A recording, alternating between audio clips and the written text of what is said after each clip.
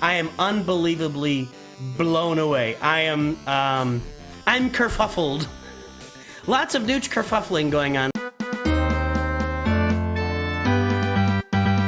Greetings and hello there, everybody. It's me, your ever-loving Star Wars dad, Nooch Too Good. Do the liking and subscribing. Haven't asked for it in a while. You know you want to. You want to make your family a better family today by liking the video and subscribing to the channel. Hey, everybody's been bugging me, so I've made a bunch of videos on this new Lightspeed bundle. We've talked about it a lot.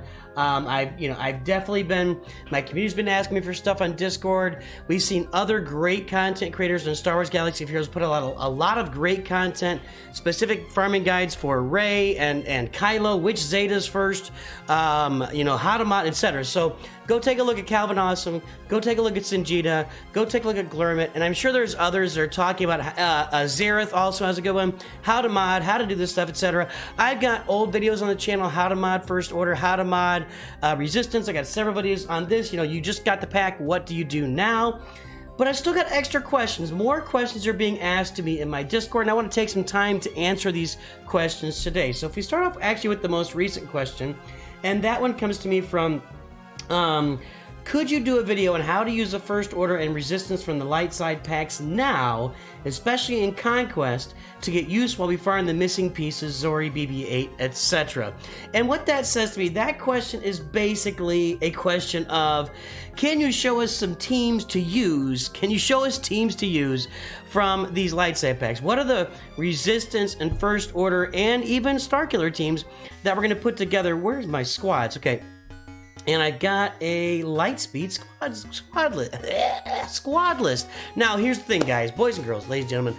I've been working the last 2 days. I have not had time to put together the neat, fun, cool graphics on this. I apologize, but I've got these teams put together, and what we're going to do today is, once again, I'm going to teach you how to use your resources.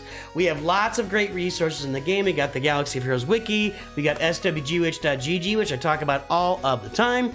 We've got Reddit. We've got Google. We got lots of content creators. A lot of people are out there making content, whether it is videos or graphics, or wikis or .ggs that can help you with the game. So I'm going to cover a lot of this. I'm not going to cover every single last bit of information, but I'm going to give you a lot of useful tips and tricks you can use as you put together First Order, Resistance, and Starkiller teams, what you're looking for in the future, what Zetas to use, etc. I'm going to use some resources along the way. So if we start with the First Order. Generally speaking, a pretty good team to use and is going to be a Kylo Ren Unmasked lead. That's your first team, and a Captain Phasma lead as your second team. Also, General Hux can tend to be a good lead. You're probably going to separate him out here, maybe put him in charge of a Phasma team.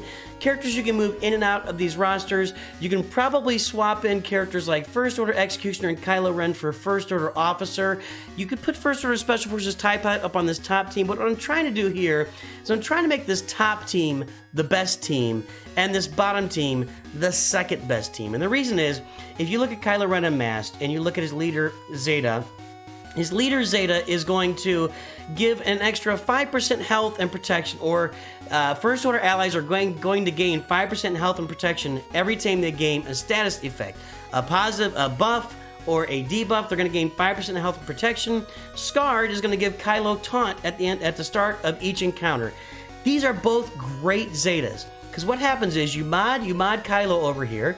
You mod him for a bunch of health and defense and health and health and health and defense and health and health. And you can have defense mods in here. Health and defense and health and defense is all you want to have on Kylo Ren. Look at this. Health and health.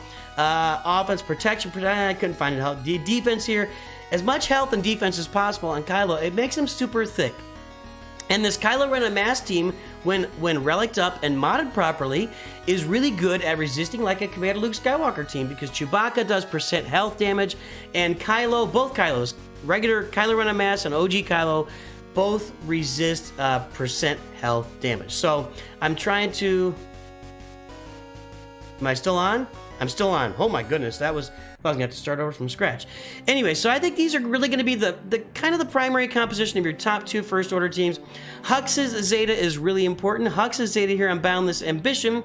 If the allied leader is First Order, they all gain advantage for 2 turns. If all allies are First Order, enemies can't gain I'm having trouble with the internet or something, BlueStacks, I don't know, but I'm gonna have to come back here in a little bit, but we'll get through as much as we can. If all orders are first order at the start of the battle, enemies can't gain bonus turn meter while Hux has advantage. So this prevents a turn meter train on your first order team. Mod Hux for speed. Sith Trooper's gonna be modded for crit damage or offense. First order Executioner is gonna be modded. Okay, we're gonna come back and I'm having internet problems. It's happening in my Discord as well. So we're going to mod First Order Executioner for health because he has bonus offense equal to 5% of his max health. And every time, let's see here, he gains 80% turn meter, he gains 40% turn meter, and he gains 20% max health with this ability until he defeats an enemy. So he's going to be gaining health with this ability, and here he's going to be gaining offense equal to his max health. Try to get through the rest of this real quick. And Kylo, his Zeta is going to help have him recover protection every time he uses his special ability. It's actually right here, Outrage. Recover protection equal to damage dealt whenever he uses that ability. So Kylo is going to be...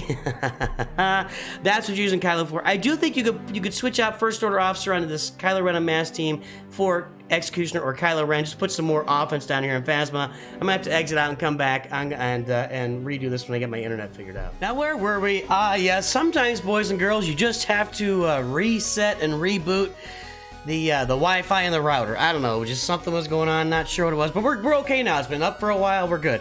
So we were talking about teams for First Order, basically the Kylo and Phasma leads. We covered a lot of the Kylo team. We talked about Hux as a leader. Hux is a really good leader in the right situation. You got to make sure you're not going to get, just dialed down quickly because Hux is pretty flimsy. Anyway, so let's talk about the Phasma team. Now we get to the Phasma team, there's a couple of things that's really important on this, and it's Omicrons.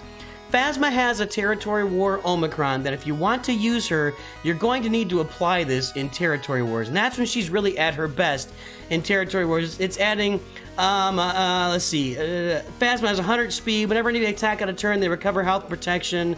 They also gain 10% offense whenever they attack on it when they gain advantage. So a lot of benefits and bonuses to Phasma being a leader in Territory Wars. And the other Omicron on the team is going to be First Order TIE Pilot.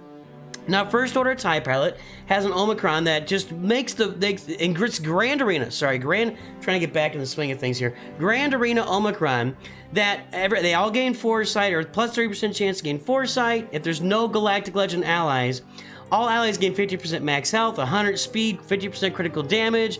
If they don't have advantage, they gain 100% tenacity until they gain advantage. This just makes First Order TIE Pilot a monster in Grand Arena. Now, what you can do, if you want a really baller team and before you get Spring to Kylo Ren in Grand Arena, is put First Order TIE Pilot in with your Kylo Ren Unmasked team. You can have Kylo Ren Unmasked, Hux, Sith Trooper. These two kind of go together. Then you could have like First Order TIE Pilot and Kylo Ren, or First Order TIE Pilot and First Order Executioner. So those are some teams to think about with the First Order. One more note here.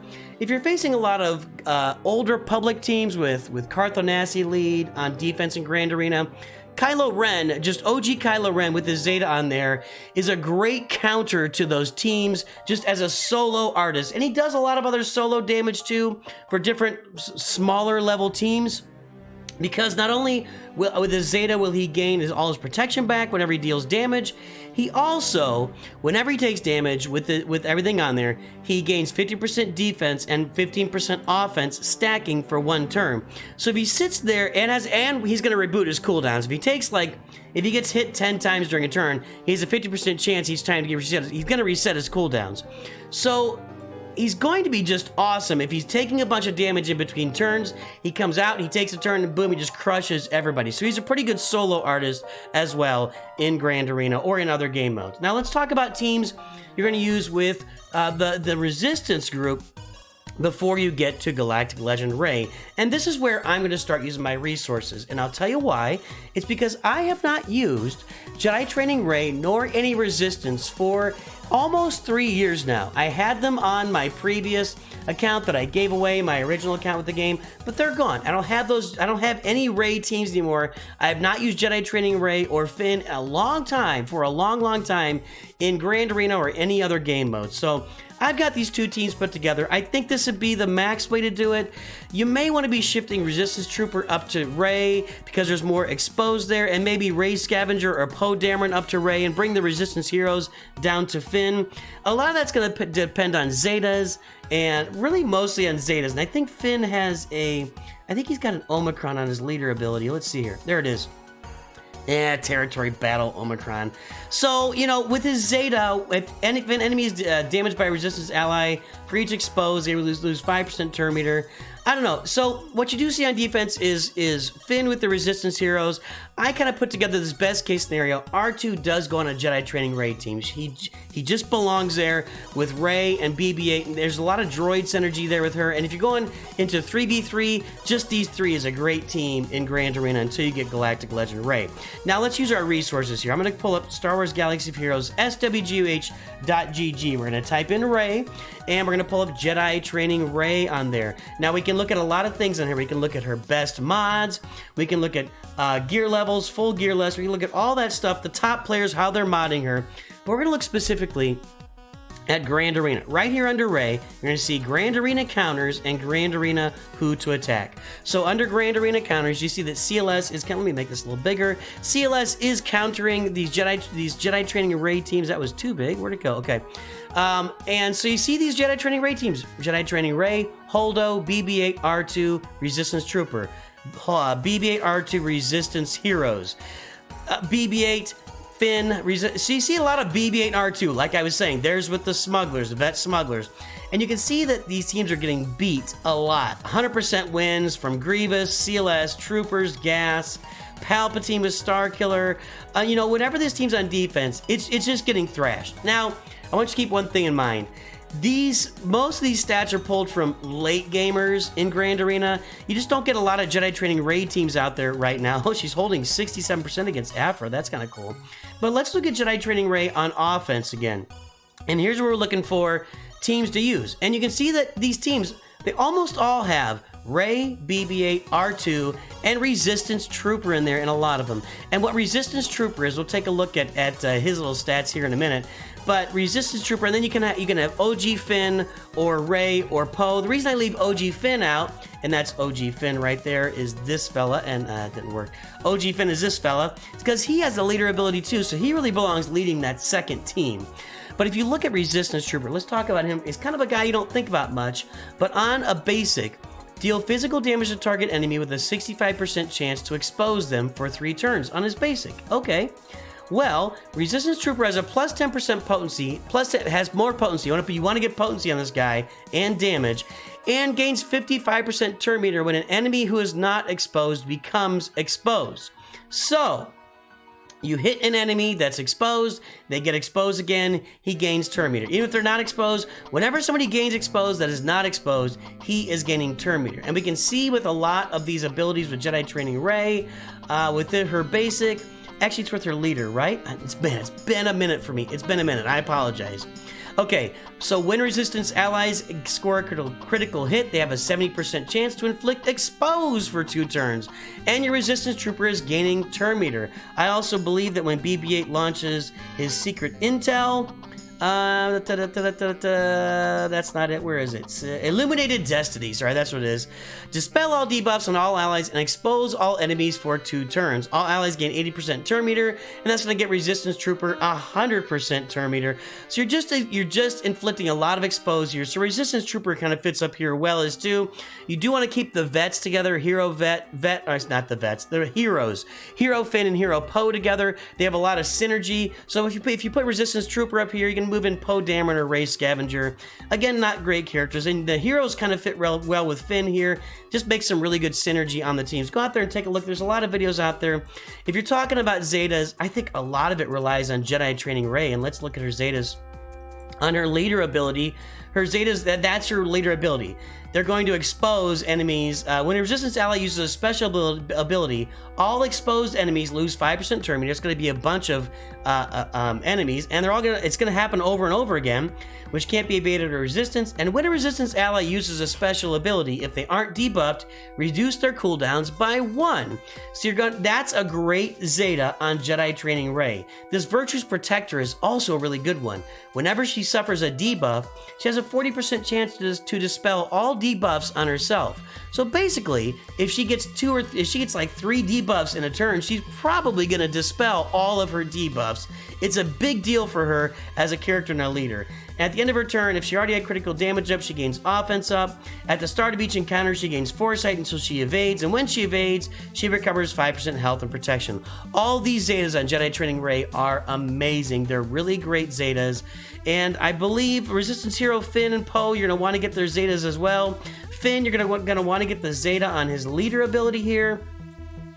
If an enemy is damaged by a resistance ally, for each expose on them, that enemy loses 5% turn meter for each resistance ally. Well, you know, that makes him fit better on the Jedi Training Ray team, although there are some exposes that you can get in there. So expose is kind of what's running the turn meter here.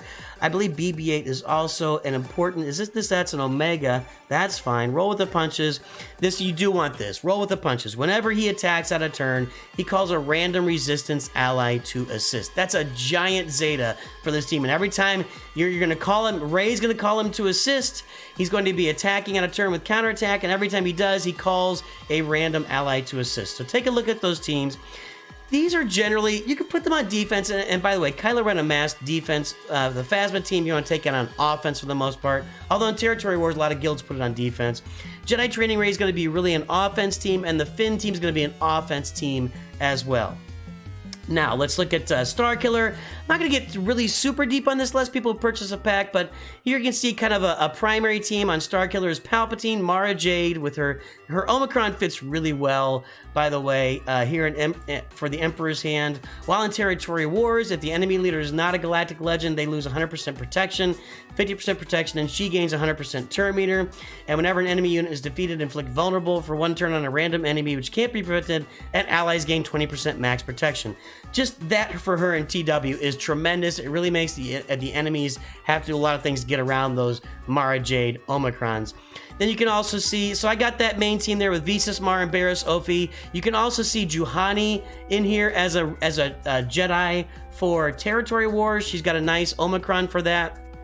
Old Ben kind of fits in here as a Jedi as well. And this team is mainly going to be a Grand Arena team with Starkiller's Omicrons. For Starkiller, the primary Omicron is there is much conflict in you. What it does here down with this Omicron is it goes on and on and on. And this is where you want to have one dark side unaligned force user, one Sith, one light side unaligned force user, and one Jedi, and that's what it fills in here. And lots of great things happen for Starkiller as well. Just go look up some stuff on Starkiller.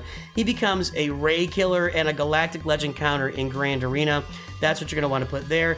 I've also got in here for Darth Talon. The best place for her is on a Darth Traya team. Traya, Talon, Nihilus, Scion, and Savage Opress is a near Galactic Legend level team when you get all of Talon's Zetas and get her Omicron on her. While in Grand Arenas, if the target enemy is inflicted with Isolate or Pain, which is going to be everybody if you get all the Zetas on the team, her attacks gain additional effects. Whenever she defeats an enemy, all other Sith allies gain protection and offense for each stack of Loyal Hand on her. So it's going to be just awesome to have her in Grand Arena on that team. She also protects Traya as a leader. A Dash Rendar team, I went with young Lando on here just because he's already farmed, and let's find a use for him, right? L3 is in here as well. By the way, L3 fits really well into a Galactic Legend Ray team once you get her activated. Just FYI, it's that initial taunt that makes her work. Vandor Chewbacca, you see I don't have him farmed at all, and I put Beskar Mando here. You want to have a bunch of scoundrels with Dash Rendar, his leader ability. Scoundrel allies enter the battle prepared, and prepared allies gain an additional roll based on an additional bonus based on their roll doubled for light side scoundrels. Attackers gain 50% critical damage, tanks gain 15% max health, support or healer gains potency and speed, and while in Grand Arena, if an ally loses prepared, they gain prepared, and that combines really well with Vandor Chewie, who, if you are prepared and you are a scoundrel, is it here? Gonna go down.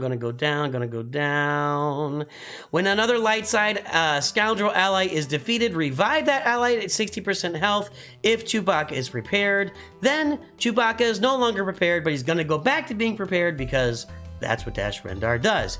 So a full Scoundrel team is going to do a lot of things there for you, and Kyle Katarn really fits on a Mon Mothma team. And there are a bunch of teams that are going to fit you. You're going to be able to put together with these rosters, specifically the First Order and Resistance teams, which are pretty well self-contained.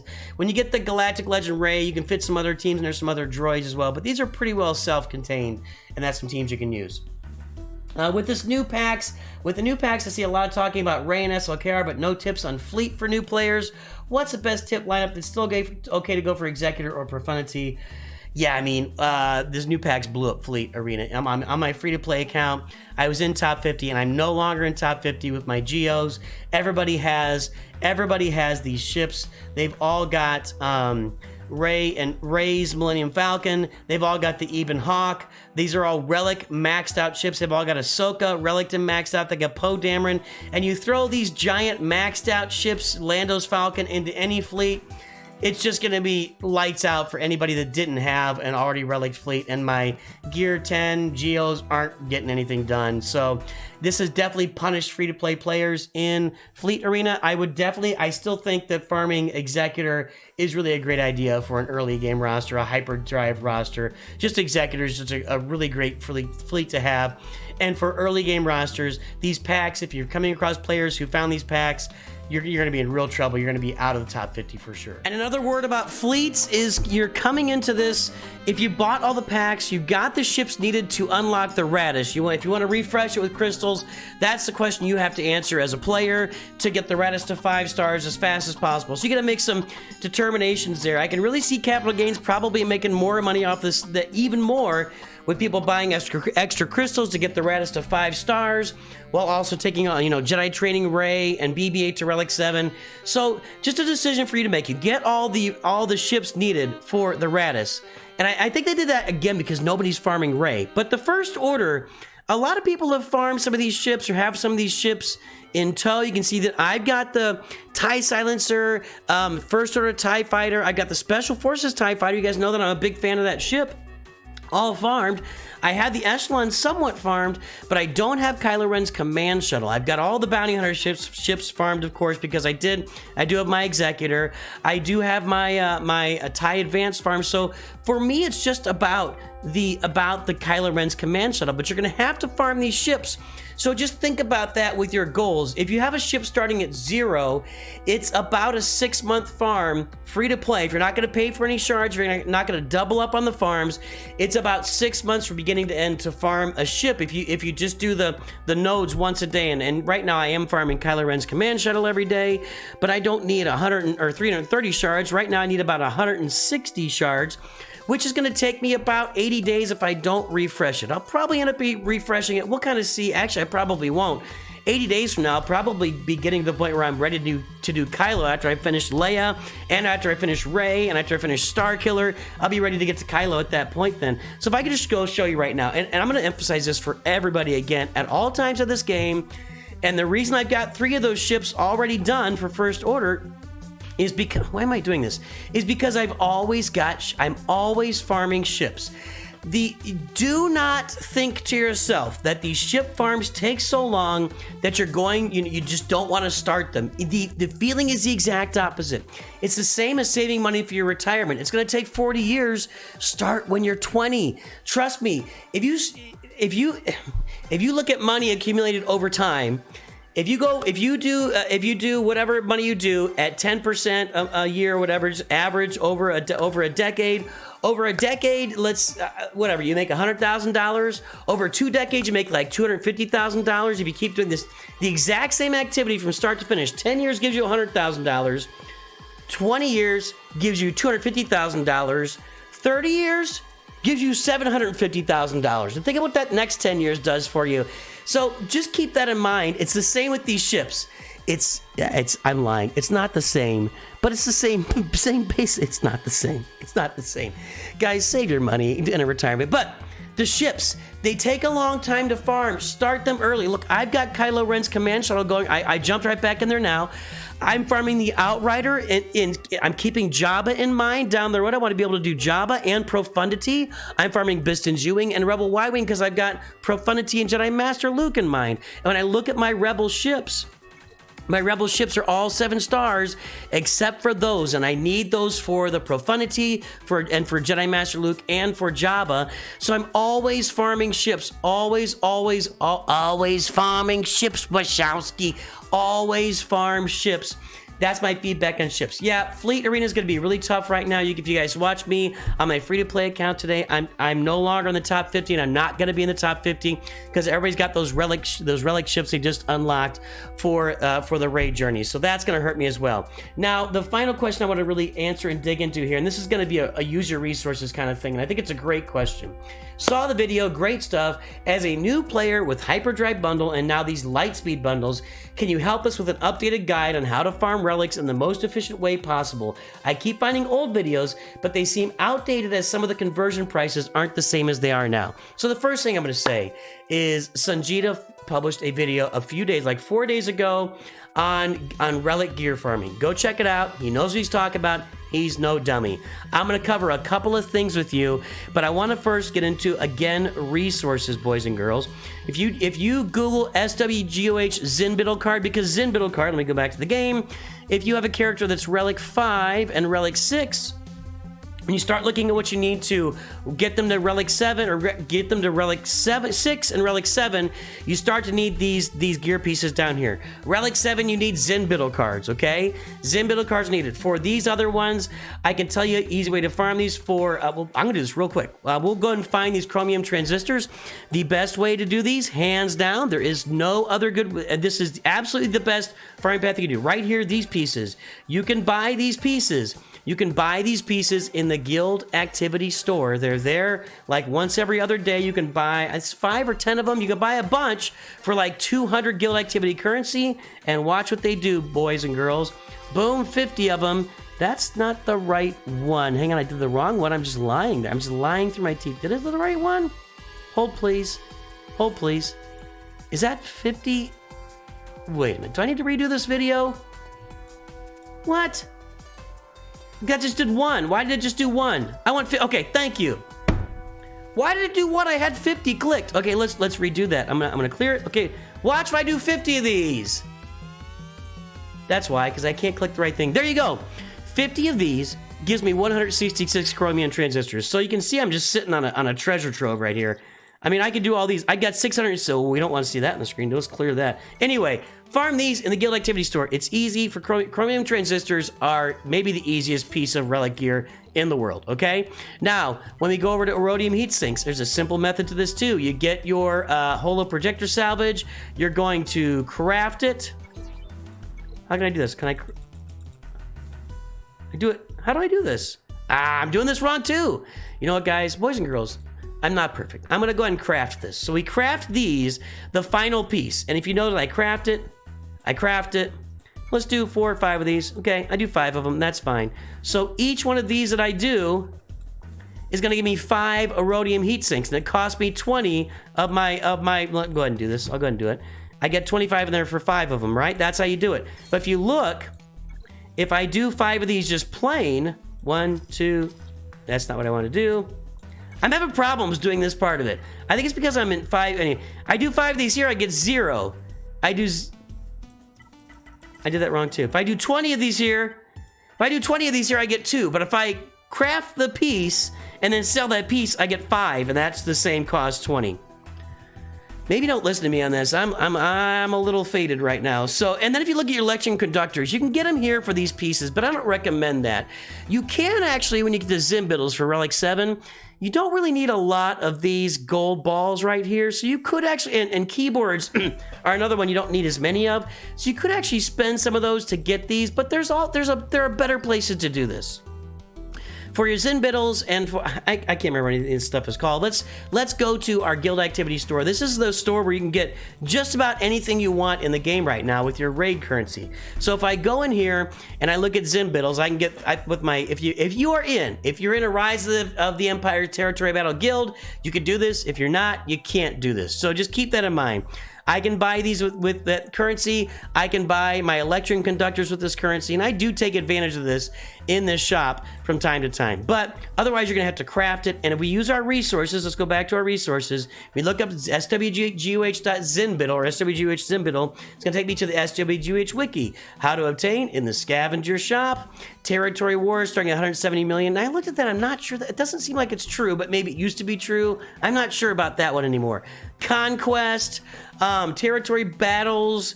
You get them in weekly shipments. So there's just a lot. You can buy them in weekly shipments. There's a lot of places to get these. There's that guild activity store. A lot of places to get these. If you aren't in a Rising Empire Territory Battles guild, you're probably going to be doing most of it in the scavenger shop, which just means you need to farm extra gear in there. And one more little piece of use your resources, Reddit. If I Google Relic requirements, I get this Reddit chart right here. This is made by DexterLab97. Thank you, DexterLab97. Right there. Look at that chart, man. It shows you all of the gear that you need to get to each Relic level, all the signal data. This is a great, great table, and I look it up often just to see what I need. There are other places you can find this on swgoh.gg. You can find this on your SWGH wiki. Lots of places to find this, but I really like this table here. It's really well built and put together. So thank you to DexterLab97 for doing that. Guys, boys and girls, ladies and gentlemen, use your resources. You can just Google anything on this game. There's so much information out there to find, and you'll find it for everything. So basically, here's the deal, everybody. Here's the deal with the new Kylo packs and Ray packs and Starkiller packs. If you bought them or you bought one of them or the other one of them, you still have to do some assessing of your roster. As I stated previously, I'm going to continue with my Galactic Legend Leia farm. I may not be quite as far along as I am for those other farms, but I'm deep into this thing, and I want to finish it, and I want to bring you guys that Galactic Legend Leia gameplay so we can have some fun there. So I'm going to finish that farm, and then I'll start moving over into these other farms, into Rey, into Kylo, into Starkiller. I'll probably do Starkiller first, but I'm just going to be thinking, man, I really want to get my Phoenix relics because there's some stuff I want to try with my Phoenix that I can't do with the roster I have right now, and it could, not only maybe show some benefit to those people in the game, so I might even do my Phoenix before I jump over and do Starkiller. I don't know. I got to weigh it out over time. Boys and girls, put some thought into your roster. Even though you bought a pack, nobody's forcing you to do the stuff. Now, these Kylo farms, these Rey farms, the Radis farm, the Starkiller farm, it's all right in front of you now.